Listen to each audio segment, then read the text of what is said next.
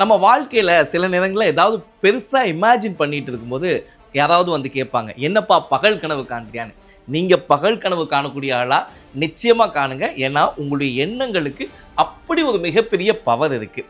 ஒருத்தன் காட்டுக்குள்ளே தான் பயங்கர பசி, இந்த நேரத்தில் நமக்கு சாப்பிட ஏதாவது கிடைக்காத அப்படின்னு நினச்சா அவன் முன்னாடி அவ்வளவு சாப்பாடுகள், பிரியாணி, சிக்கன் பீஸ், அது இதுன்னு இருந்துச்சு. எல்லாத்தையும் நல்லா வயிறு முட்டை சாப்பிட்டான். சாப்பிட்டு முடிச்சோன்னே இந்த நேரத்தில் நம்ம கை கால் நமக்கு யாராவது இருக்க மாட்டாங்களா அப்படின்னு நினச்சா, நினச்ச உடனே 4 அழகான பெண்கள் வந்து அவன் கையை காலெல்லாம் அமுக்கி விட்டுட்டு இருந்தாங்க.